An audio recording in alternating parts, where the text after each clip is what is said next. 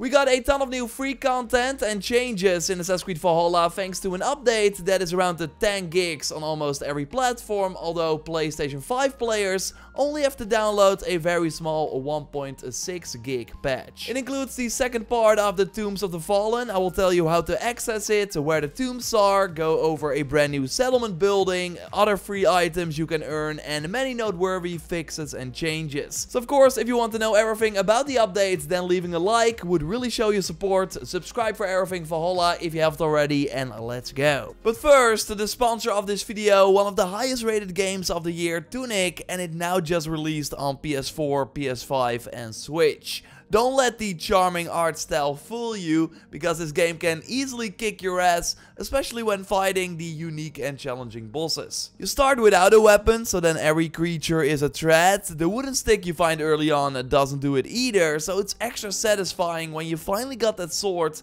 that lets you way more easily take care of the first scary targets. It's really up to you to discover all the hidden secrets, as the game gives you complete freedom. There are only hints through really cool old school manual pages you find in the world. Exploration is really rewarding, as there are many items that can completely change the encounters in your favor, or you can find a kinda creepy but friendly shopkeeper who will sell you items for the coins you earn. There are also many puzzles, a ton of different looking environments. Like, I'm hooked. Like, I really recommend the game, so totally check it out. Find a link in the video description that would support the channel as well. Thanks to Tunic for sponsoring the video. And now let's get back into it. First up, we got some free new Assassin's Creed 15 year anniversary items you can find in the Ubisoft Connect section of the game. Is the tattoo set kinda like Izu inspired or something? With the AC-15 logo on the chest and big on the back. I do really dig the head tattoo a lot though, like you can totally combine that with other gear.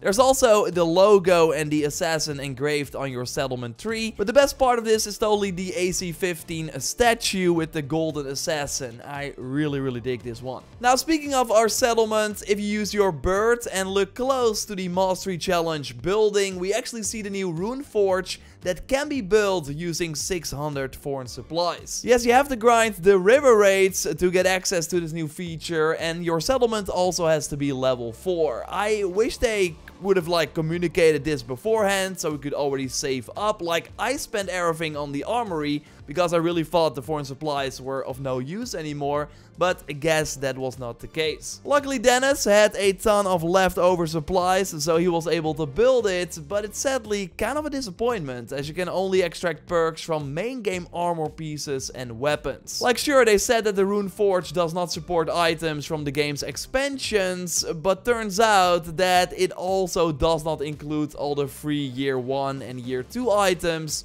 or any Helix items you could of course also get at Reda. So right now the possibilities are very limited, because the perks on main game weapons and gear are mostly bad, or were simply already available as a rune in the game. Only Mjolnir's rune or that of Excalibur are new and really nice to pair with other weapons.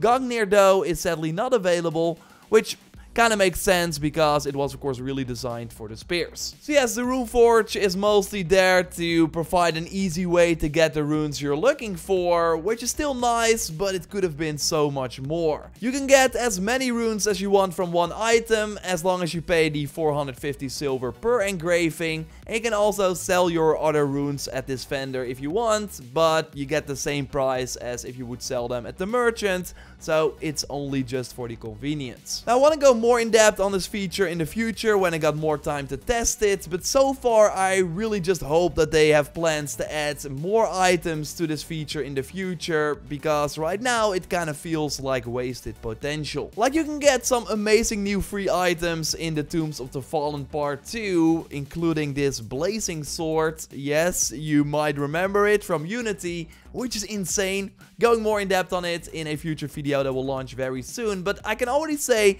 that it's worth the grind. Now, if you never played the Tombs of the Fallen, you can start it after reaching your settlement very early on, going to the shipyard, or simply checking the tomb nearby will reveal the locations of the other tombs in England. Now, you still have to go to them in person yourself, and after opening them, they will appear as icons on the map, as you see right here. So these are the 3 first tombs from the first pack. And now after installing this update, you get a pop-up notification saying that more tombs are available, but there's no quest marker or anything telling where you need to go. So I first went back to that first tomb near our settlement, because then you would see the 2 new locations pop up.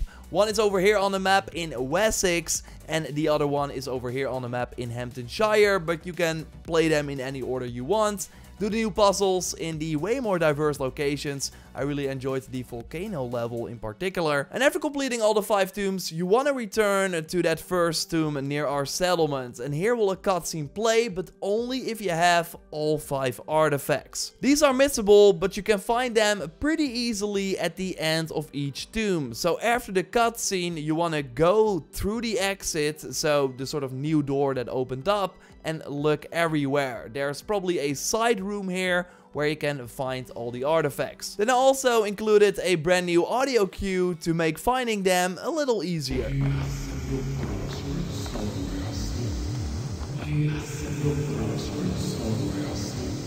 In the video description, you will find a link to a video where we talked about the first 3 artifact locations.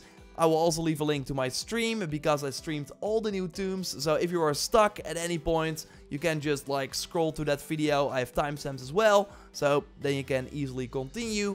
But it will also go more in depth on this activity and that really awesome sword. So again, stay tuned for that. It took me around the 3.5–4 hours to complete the 3 new tombs. So it's really quite a lot of free content. I really enjoyed it as well. And there are totally some noteworthy changes and fixes, like for the dead Jarl helmet you can of course buy in the Forgotten Saga vendor in your settlement after playing through that content. So first, you would always reset your beard when rocking this headgear. Like here, before the update, I'm switching between items, and then the moment I select the deaf Jarl helmet, the beard is removed. But now after the patch, it stays the same, so we can finally rock some nice facial hair with this best looking free armor set, which you can of course showcase in the armory. And first, if you had flails in your loadout, they would have physics, so they would just hang there, move around a bit. But now after the update, they have fixed the top part to the wall, so the full flail is better visible. They also noted that 2-handed axes can appear on both sides of the armory mannequin if the player changes hands while using the weapon. But as you see right here, this wasn't an issue for us when using the dual swap.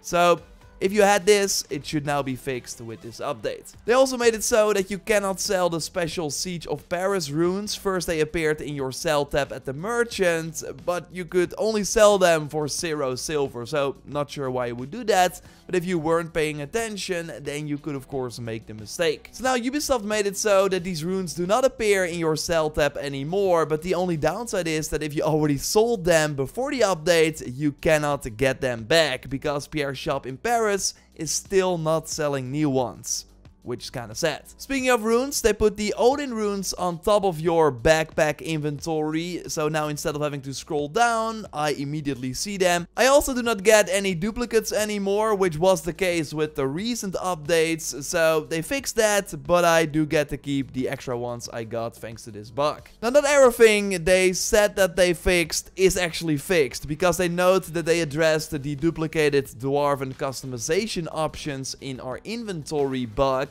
But Joyce had this issue where you had like countless of these Dawn of Ragnarok hairstyles. It would completely ruin your inventory. There are so many. So now after the update, the duplicates Joyce had are gone, but still every time she boots up the game, she gets new ones. So in the end, like after some time, the issue will be the same. So I hope they fix that. Duplicated weapons have also been an issue for a long time, but now after the patch, they did remove my second Hell Sight, which I had for a really long time. And this is of course a weapon you can buy during the Oscaria festival, which will come back for the first time on October 20th till November 10th. So we have to wait a bit till we get closer to Halloween. The activities will of course be the same as last year, but Ubisoft now did reveal the 2 brand new weapons we can earn during the festival. A really cool looking hammer from the looks of it, and a flail. Now I'm sure these items will leak because they're already in the game files, so when we get a better look at them before they release on October 20th, I'll of course let you know here on the channel. And remember, when one of the festivals, I think it was Yule, Michael introduced the drunk Eivor bug, where every time you would load into your game, your screen was blurry and your character would be moving around.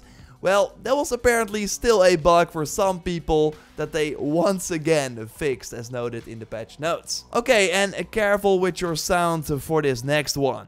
Good day, good day. Ah! If Reda wasn't annoying enough. So this footage is from Michael, who had this scary bug, but Ubisoft now said that they fixed the unintended echo effect on Reda's speech audio. Thank God. Subscribe, of course, if you haven't already. I got that video on that sword coming up really soon. A like would, of course, really help me out. Check out Tunic, and I want to thank them for sponsoring this video. And you can watch my previous video on some brand new info regarding Assassin's Creed Mirage by clicking on the screen. I will speak to you soon. Goodbye.